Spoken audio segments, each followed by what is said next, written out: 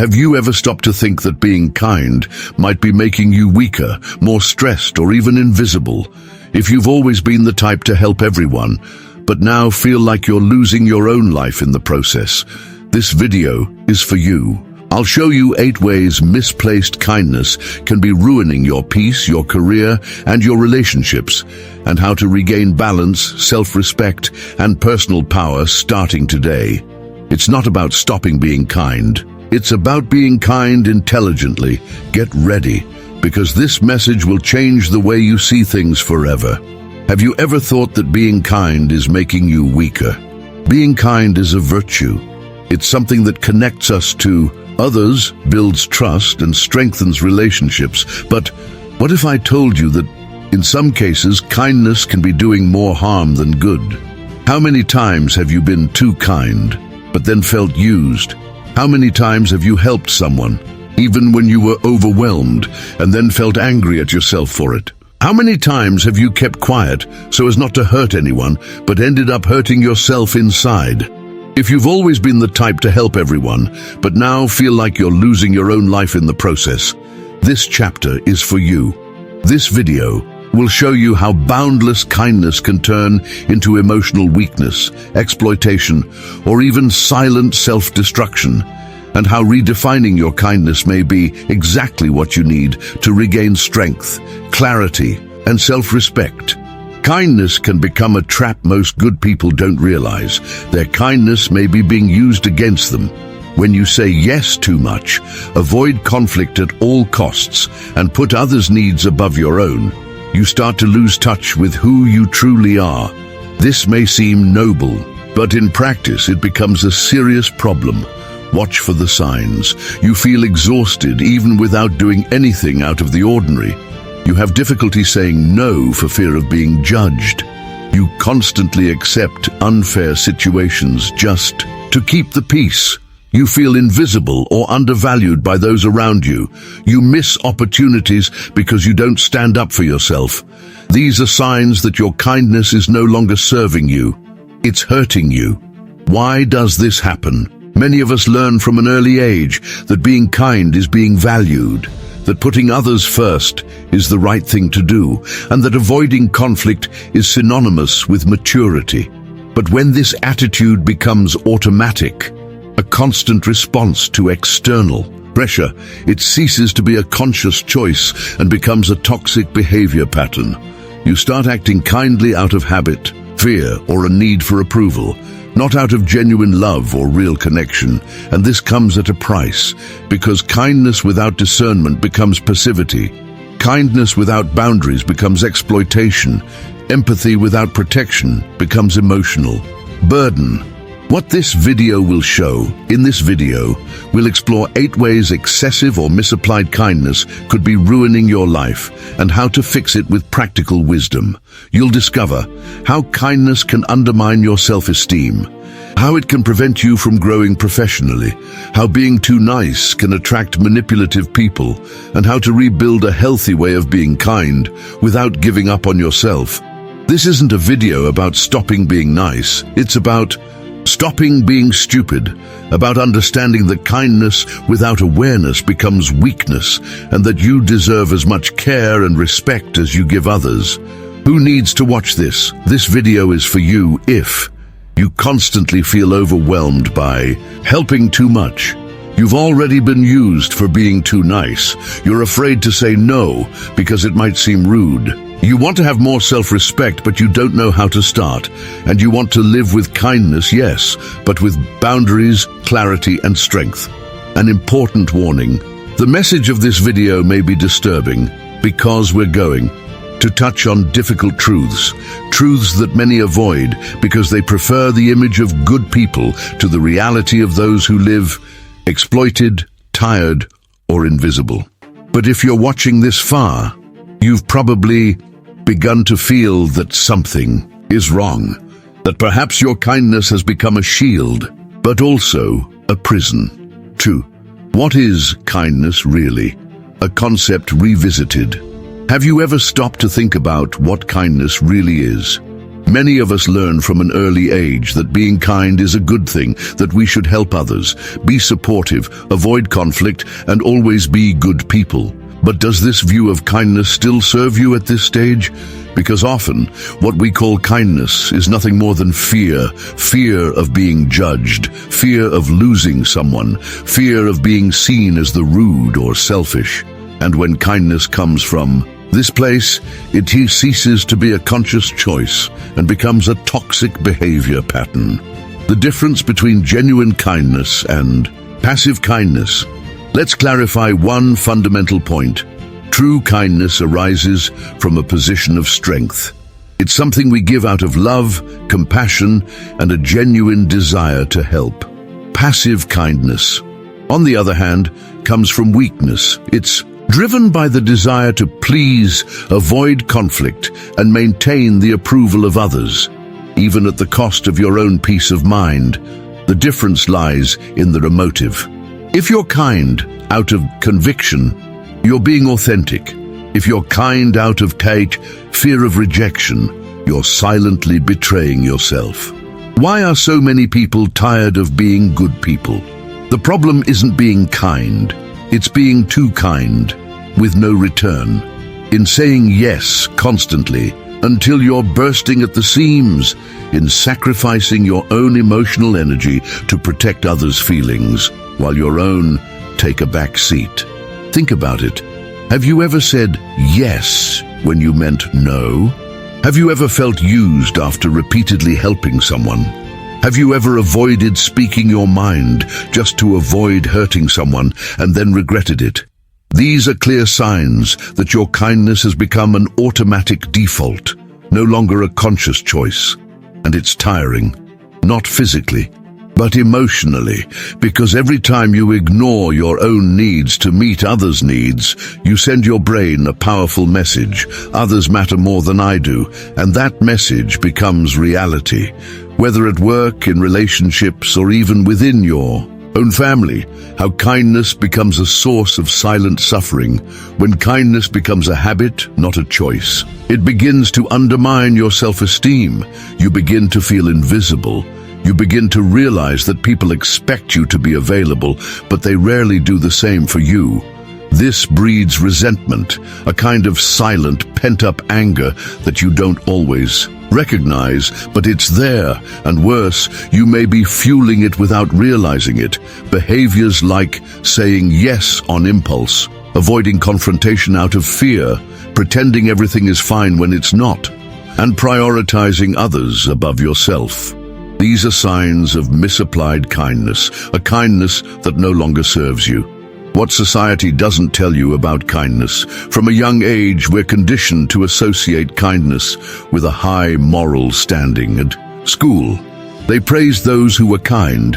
At work, they valued those who cooperated. In relationships, you were expected to be patient, tolerant, and helpful. But no one talked about the cost of all this. No one warned that being too nice can make you vulnerable. No one showed how to build kindness with boundaries, clarity, and self-respect, and that's exactly what we'll do here. Revisit the concept of kindness, separate what's helpful from what's harmful, and show how being kind without losing yourself is possible. Where will this take you? This chapter will prepare you to understand that being kind doesn't mean being weak, but being too kind can make you that way. Throughout this video, we'll explore 8 ways kindness could be ruining your life, and how to fix it with emotional intelligence, determination, and purpose. You'll learn how to rebuild healthy boundaries, stop being manipulated by those who use your kindness against you, reclaim your voice and your opinion in important decisions, and transform your kindness into a strength, not a weakness. The goal of this video isn't to turn you into a cold or distant person.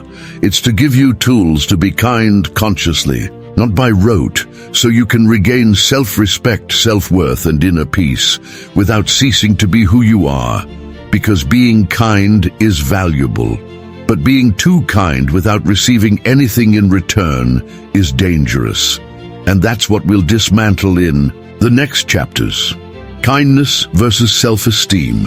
When being kind becomes a weakness, have you ever stopped to think that being too kind might be undermining your self-esteem? Many kind people don't realize this. Their kindness may be masking a deep insecurity. Being kind out of love and connection is an act of strength, but being kind out of fear of rejection, judgment, or abandonment, that becomes weakness disguised as kindness. When kindness becomes an automatic pattern, something you do without thinking, just to keep the peace or avoid conflict, it begins to say more about your inner fears than about who you really are. And this takes a heavy emotional toll. Automatic kindness becomes a trap. Have you ever said yes when you meant no? Have you ever helped someone even though you were overwhelmed? Have you ever maintained a relationship or accepted a task just because you didn't want to hurt anyone? If so, you're not alone. Many are trapped in this silent cycle of conditional kindness, where kindness serves as a currency of approval rather than a genuine expression of who you are. The problem is that over time, this type of behavior sends a message to your brain: others matter more than I do. And this belief, repeated daily, will undermine your self-esteem, slowly but surely. Why do kind people accept unfair treatment? Think of someone who always gives more than they receive, who says it's okay when everything isn't okay, who avoids confrontation for fear of losing someone or being misunderstood. These people usually have a clear history. They were raised believing that being kind was the only way to be loved or respected, and with that, they learned to silence their needs, to keep others happy. Seneca, one of the great masters of Stoicism, once wrote, "There is no virtue in what is done out of fear." And this applies directly to kindness. When you act kindly out of internal or external pressure, you lose the power of conscious choice. And when choices are made out of fear, they don't strengthen who you are. They hide it. How to rebuild your self-worth without losing your essence. The solution isn't to stop being kind, it's to rebuild why you are kind. Start with these questions. Am I being kind out of love? Or out of fear? Does it strengthen me or drain me? Is my kindness reciprocated or one-sided? Write down your answers, reflect on them, review them regularly, then start practicing, saying no clearly and respectfully, making choices aligned with your values, not with others' expectations, protecting your emotional energy with clear boundaries, to recognizing that your presence and your opinions matter too. Kindness must come from a place of strength, not necessity. Stoicism teaches us that living with integrity is more important than living with universal approval. Marcus Aurelius, even as an emperor, knew he couldn't please everyone. Epictetus, a former slave, understood that no one can take away his dignity except himself. And Seneca, so often criticized for his choices, remained steadfast in his pursuit of a rational, ethical and balanced life. They were all kind, but never at the expense of their own self-esteem. Kindness as a way to avoid conflict. The price of false peace. Have you ever let something important slide in silence just to avoid causing waves? Have you ever avoided speaking your mind for fear of fighting with someone close to you? If so, know this. You're not just being kind, you're avoiding legitimate conflict. And when we use kindness as a shield to avoid necessary confrontations, we pay a high price. Kindness used to avoid conflict isn't a virtue. It's fear many. Good people are kind, not out of love or compassion, but out of fear of rejection, judgment, or loss. They associate kindness with not bothering, not questioning, and not taking a stand. But that's not kindness, it's a lack of courage. And this kind of behavior creates a false peace, one where everything seems calm, but inside you there's constant turmoil. Because real conflicts don't disappear by being ignored. They build up until they explode at unexpected moments. Why do we avoid conflict? Most people avoid conflict because they're afraid of losing someone. They believe that being good means never hurting anyone. They were raised in environments where conflict was synonymous with violence or abandonment. They confuse being nice with being loved. This may seem noble, but in practice, it becomes self-effacement. You start to swallow daily toads, you start to accept unfair treatment, and you end up developing silent resentment against the ones you love most. Why? Because avoiding conflict doesn't solve any problems, it only postpones your emotional response. The silent suffering of toxic kindness. When you use kindness to avoid confrontation, you send a powerful internal message. My opinion doesn't matter. My boundaries can be ignored. My voice isn't as valuable as others. Over time, this undermines your self-esteem. You begin to feel invisible. You begin to believe that you always have to give in, be silent, be the one to sacrifice, and, worse, the people around you begin to expect this of you. They learn they can use you, overwhelm you, or manipulate you with just a look of disappointment, and you'll be kind again. Even if you don't want to. Conflict isn't always bad, and kindness isn't always good. Stoicism teaches us a difficult truth. There are situations where conflict is necessary. Constantly avoiding it with artificial kindness only causes you to lose touch with yourself. Ask yourself, am I being kind out of love or out of fear? Is this conflict really bad, or is it just uncomfortable? If I speak up now, will I suffer more than if I remain silent? These questions help you separate useful conflict from useless conflict and understand when your kindness is costing you too much. How to use kindness with intention, not out of fear. Here are some simple practices that will help you rebuild your relationship with conflict and reclaim your voice. Recognize when you're avoiding conflict. Ask yourself before any interaction, am I speaking my mind, or am I keeping quiet for emotional safety? Practice tough but true. Kindness. You can be kind without giving up the truth. Saying what needs to be said respectfully is even rarer and more valuable. Train yourself to handle small conflicts. First, don't start with difficult conversations. Start small. Say what you want, what you prefer at dinner, ask for help when you need it, or express a different opinion without aggression. Use the deferred response technique. When provoked or pressured, don't respond immediately. Wait, breathe, think, then respond with clarity and purpose. Understand that conflict is not synonymous with war. Conflict is a natural part of any human relationship. It can be productive, it can bring growth, it can even strengthen bonds if handled with maturity. Kindness is only a virtue. When it comes from a place of authenticity, being kind is beautiful. Being kind out of fear is overwhelming. True kindness comes from the strength, clarity, and conscious choice. And when you master this difference, you regain control over your emotions, decisions, and relationships. The kindness that costs you dearly, emotional and physical overload. Have you ever found yourself saying yes to everything? Have you accepted more tasks at work? Work just to avoid disappointing anyone, going to someone's birthday party even though you didn't feel like it, helping a friend or family member even though you were emotionally drained, and then feeling angry at yourself for it? If so, know this: you're not just kind, you're overwhelmed by your own kindness, and that comes at a high price. Kindness is only a virtue when you consciously choose to offer it. When it becomes an automatic response, used without a filter, it becomes emotional and physical overload, and that can ruin your mental health, your motivation, and even your relationships. Why saying yes can hurt you so much? The problem isn't being kind. The problem is saying yes when you should say no and feeling trapped by it. Every time you ignore your own needs to meet the needs of others, you send your brain a powerful message. Others are more important than me. And this belief becomes a silent reality in your life. With over time, you start to feel invisible. You start to accumulate frustrations and hurts.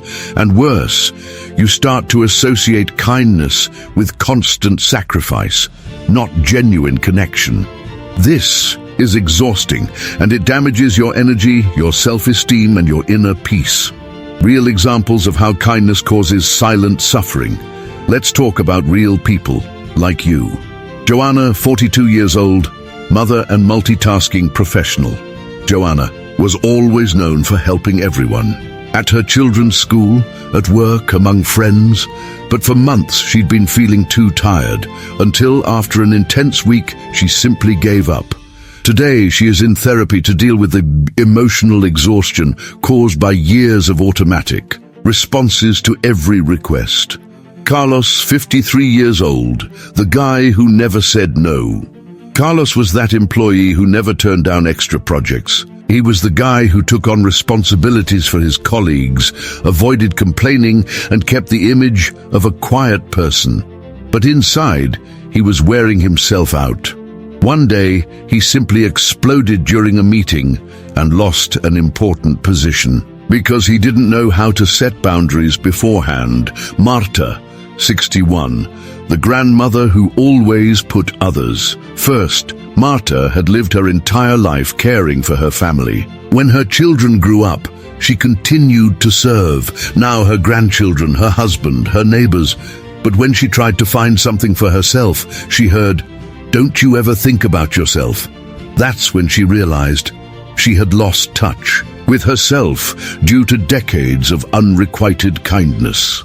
How misapplied kindness becomes overwhelming. Kindness becomes overwhelming when you say yes out of fear of hurting others. You accept more than you can give, physically or emotionally.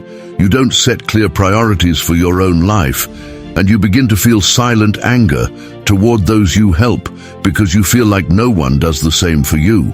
This type of behavior generates physical fatigue from always being available, emotional exhaustion from ignoring your own needs, veiled resentment from not receiving recognition or support, and a loss of clarity about who you really are.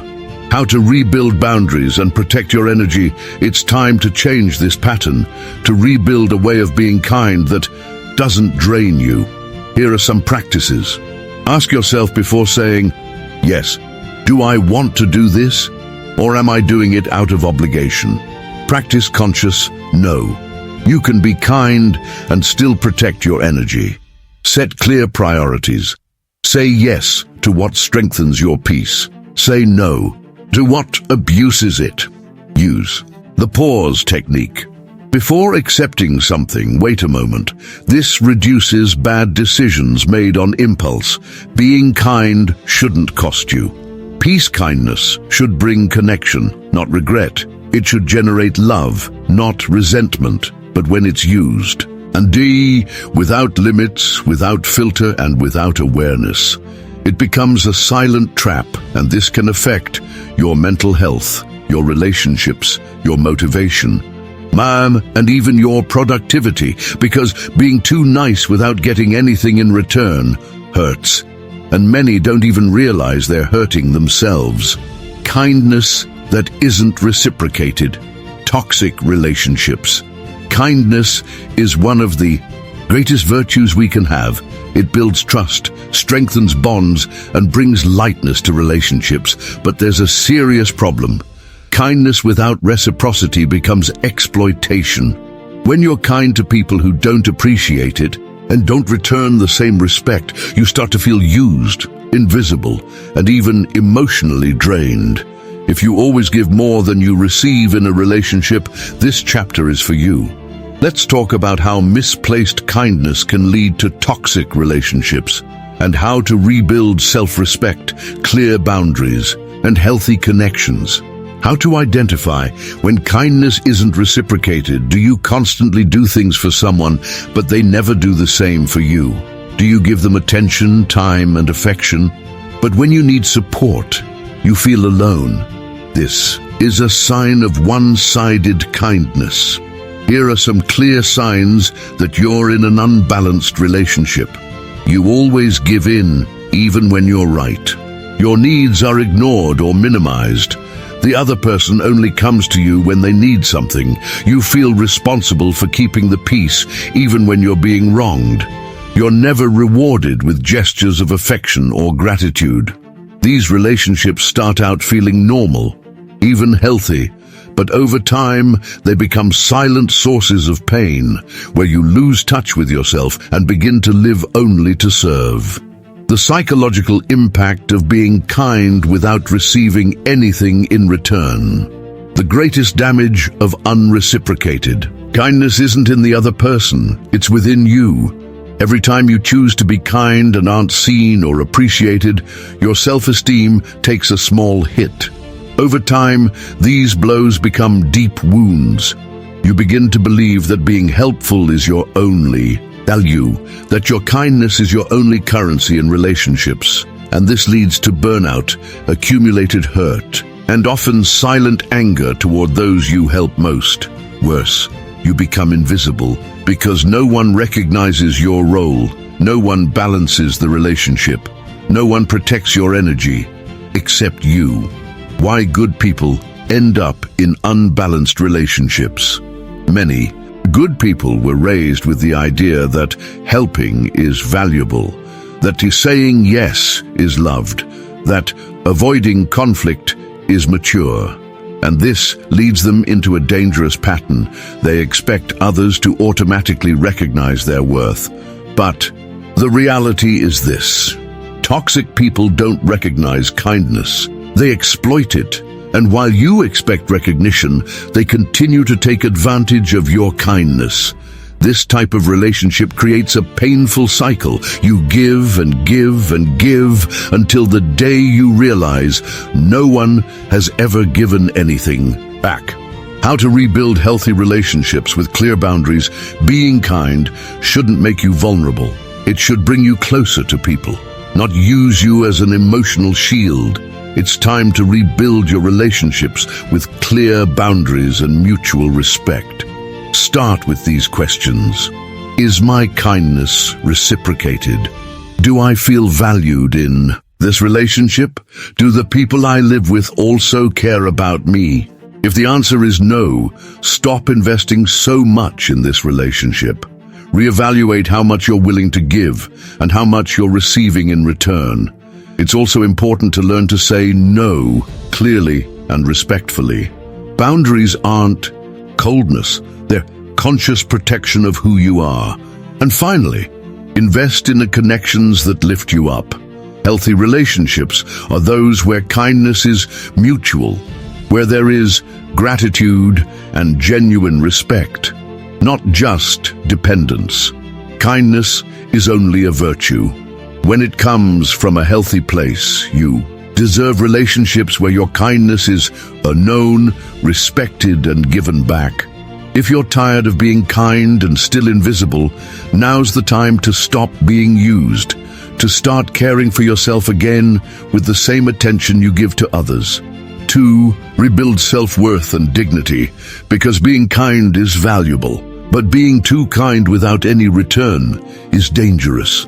The kindness that prevents your professional advancement. Have you ever found yourself leaving your name out of important projects for fear of appearing self-important? Have you ever accepted a delayed promotion, an unfair workload, or a salary below your worth because you didn't want to cause trouble? If so, know that you're not alone. Many good and competent people fall behind in their careers, not because of a lack of skill, but because they don't know how to defend their own space.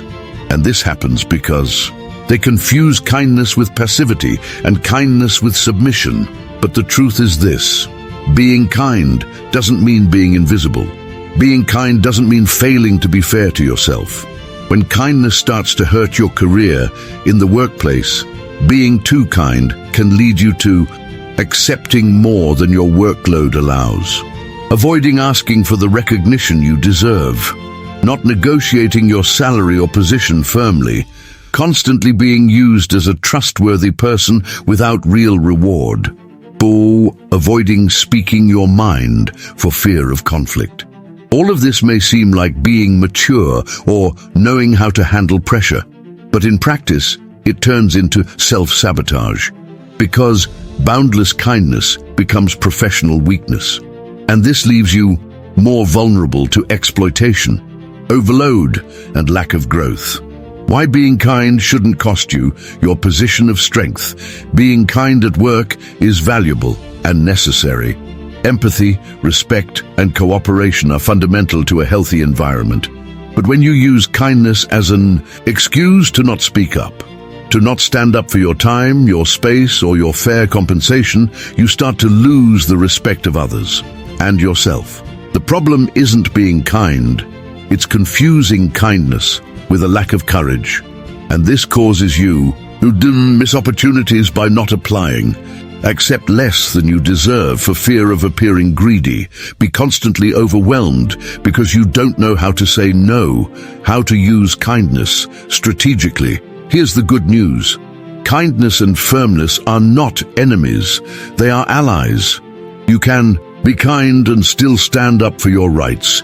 You can be empathetic and still maintain clear boundaries. You can be collaborative and still ask for what's fair. Here's how. 1. Promote yourself with clarity and respect. You don't need to shout your value. Just show it and ask for recognition. If you do more than your position requires, say so clearly, not as a demand, but as an affirmation of your role. 2. Negotiate with intention. If you've been earning the same salary for years, don't wait for others to notice. Go to your boss, your manager, or your client and say, I've contributed X, Y, and Z. I believe I deserve a position, appreciation that reflects this. This isn't arrogance, it's professional clarity. 3. Learn to say no. At work, you don't have to accept every extra task. Saying no isn't being rude. It's protecting your energy and productivity. Use phrases like, I can help with that next week. Today, I need to focus on X.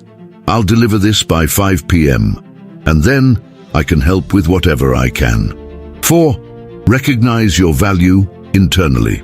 Many good professionals only expect external recognition, but the first step is to recognize your own value. Write daily. What did I bring today that was valuable? What am I delivering even without being recognized? This strengthens your self-confidence and prevents you from losing touch with your own importance. Professional kindness should come with self-esteem. You can be kind at work. You can be patient with colleagues. You can help those in need. But you can't let this cost you your own position of respect, because too many good people end up being overused. And when you become invisible in your own career, no one will notice, except you. And then the silent frustration sets in. I do everything right, but why am I not recognized? The answer lies in not making your value clear and using kindness as a shield instead of a conscious tool for cooperation and reciprocity. True kindness strengthens your career. True kindness at work is the kind that respects you as much as others. It's being collaborative, but not available 24/7. It's helping, but not accepting more than you can deliver. It's being humble, but not disappearing in front of those who promote themselves selfishly. Here's something important. Kindness without self-esteem becomes exploitation. Kindness without clarity becomes submission, and this can harm your career more than you imagine. Kindness that hides your true opinion, loss of authenticity. Have you ever swallowed an opinion just to avoid causing conflict? Have you ever smiled on the outside while inside you were frustrated or even hurt? Have you ever avoided speaking your mind for fear of hurting someone or for fear of being misunderstood? If so, you're not alone. Many overly nice people hide their true opinions to keep the peace, please others, or avoid discomfort. But what they don't realize is that by doing this repeatedly, they begin to lose touch with who they really are. And this is called loss of authenticity. When kindness becomes a mask, kindness becomes dangerous. When it becomes a mask to avoid what's uncomfortable, you may be being kind to others, but disrespectful to yourself. Because not speaking your mind isn't kindness, it's silence. And repeated silence becomes forgetting who you really are. You begin to shape your opinions based on what others want to hear. You begin to avoid conflict, even healthy ones, and over time, your voice disappears, and with it, your self-esteem. Why is hiding your opinion bad? Because every time you swallow your thoughts, you send your brain a powerful message. What I feel doesn't matter.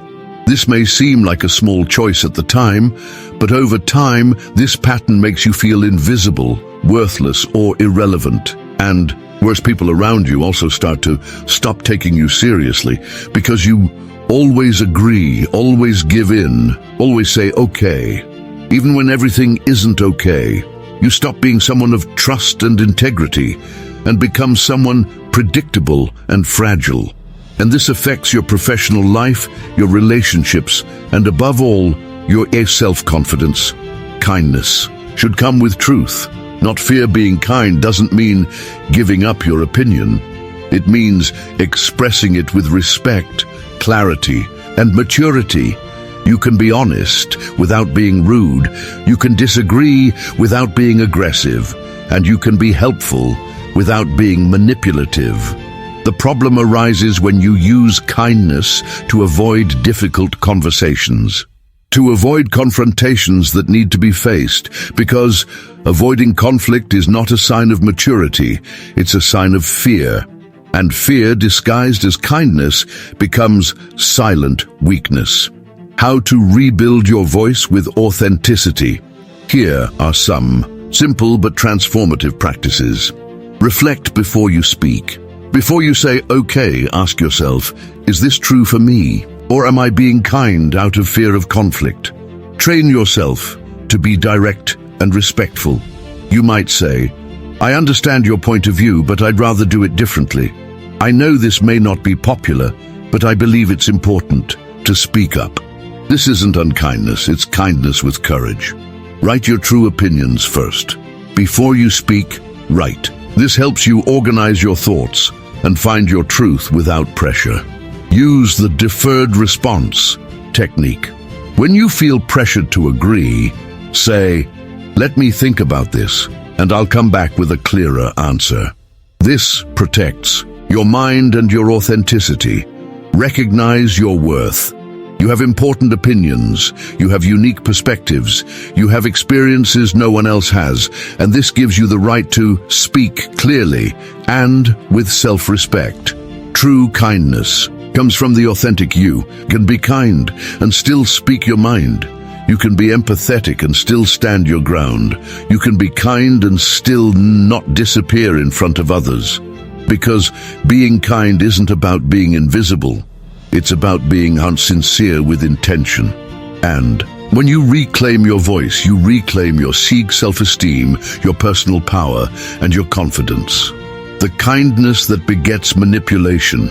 How they use your kindness against you. Have you ever noticed that being too kind can make you vulnerable to manipulative people? Kindness is one of the greatest virtues anyone can possess. But when it becomes an automatic pattern, something used to please, avoid conflict, or gain approval without protecting your own energy, it becomes a tool of silent exploitation. And unfortunately, toxic people recognize this all too well. They learn to use your kindness against you, and often you don't even realize you're being manipulated. In this chapter, we'll talk about how bad people use good people and what you can do to protect yourself. How misapplied kindness becomes a vulnerability. Many of us were raised with the idea that being kind is always the right answer, that helping others even when we don't want to is noble, that saying yes it's often a sign of maturity. But in reality, this view of kindness becomes an emotional trap. When you say yes out of fear, avoid conflict out of insecurity, or help out of a lack of approval, you start sending signals of emotional predictability, and that's exactly what manipulative people are looking for. Someone who always gives in, never questions, and rarely says no. Real examples of how people use your kindness against you here are some common scenarios. The friend who always asks for favors but never returns them. He knows you'll say yes to the loan, the ride, the advice. Why? Because you have a hard time saying no, and he's learned that. The colleague who delegates extra tasks disguised as help. He knows you don't like to say no, and he uses this to offload more responsibilities onto you while he goes about his business. The family member who plays on your compassion to gain an advantage. You're so kind, so caring. I know I can count on you. This sounds nice, but in practice, it's a classic emotional manipulation technique. The partner who expects you to accept everything out of love. They understand that you'd rather keep the peace than raise your voice. And they use this to shape the relationship to their own benefit, even if it means crushing your individuality. The danger of being too nice. Nice people are easy targets because they're predictable. They avoid confrontation. They feel guilty for prioritizing themselves. They confuse kindness with submission. They rarely defend their own boundaries, and this creates a false impression that you have no self-worth, that you're always available, that you won't react. And that's where the manipulation comes in, not with violence, not with yelling, but with subtlety, with constant demands, with mind games, with strategic compliments, with phrases such as, "You're the only one who understands me. Only you can help me. If it weren't for you, I'd be lost." These words sound like recognition, but they're actually building emotional dependence and exploiting your kindness. How to rebuild trust and discernment. It's time to change this pattern, to trust yourself again, and to develop emotional discernment. To identify when your kindness is being used against you. Start with these practices. Recognize when you're being exploited. Ask yourself, does this favor really matter? Would this person help me in the same way if they needed it? Am I doing this out of love or out of fear of losing someone? Soon, create space between the stimulus and your response. Before responding to a request, wait, breathe, think, avoid automatic responses. Use the conscious pause as a protective tool. Set clear boundaries. Saying no isn't selfish. It's low self-respect. Practice saying no respectfully and firmly. I can't take on this right now. I want to help, but I need to prioritize something else right now. I understand your situation, but I need to think about myself too. 4. Protect your energy with conscious choices. Kindness should be offered purposefully, not out of habit. Evaluate before helping. Does this strengthen my inner peace or undermine my self-esteem? Paul, train yourself to identify emotional games. Pay attention to repetitive patterns, excessive requests without reciprocity, phrases that position you as the only one, emotional demands disguised as pleas. When you notice that's it, stop, evaluate, protect yourself. Kindness doesn't make you weak. Lack of boundaries does being kind doesn't mean being vulnerable. It means choosing love intelligently. But when you don't set clear boundaries, you end up becoming a convenient emotional refuge for those who need support, but have no real intention of giving back. And it hurts, silently, inside, until the day you realize, I've helped everyone, but no one has ever been there for me. 10. How to turn your kindness into strength. Practical next steps. If you've made it this far, congratulations. It shows you're different. You're not just another person watching random videos on the internet. You're someone seeking real growth, clarity, and emotional strength.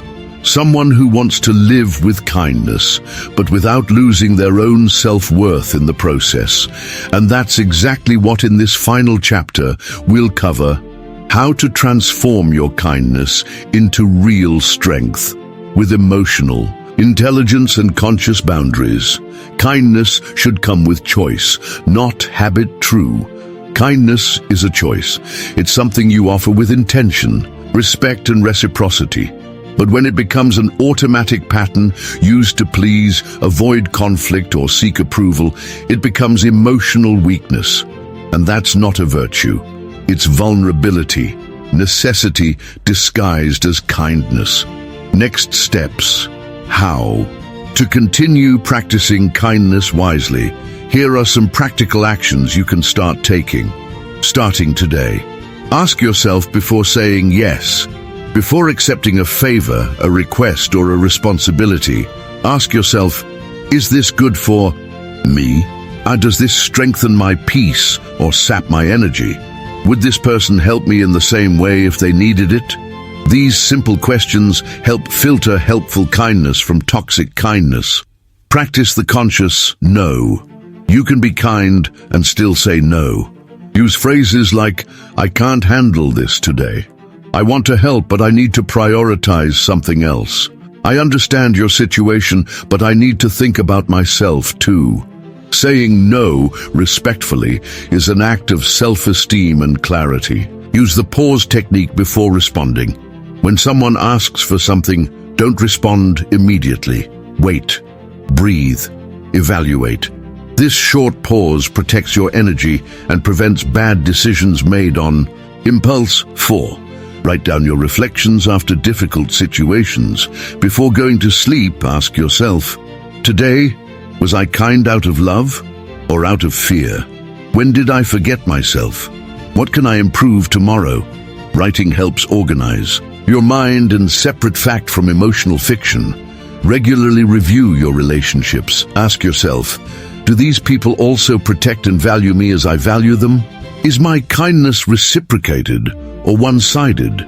If you notice patterns of exploitation or lack of reciprocity, it's time to reevaluate who you're serving and why. Rebuild your kindness. With purpose, true transformation isn't about stopping being kind. It's about being kind consciously. Kindness only strengthens you when it comes from a place of self-esteem and discernment. When you understand that helping others doesn't mean denying yourself. Now is the time to rebuild your kindness with purpose, protecting your energy, setting clear boundaries, and reclaiming your voice and space.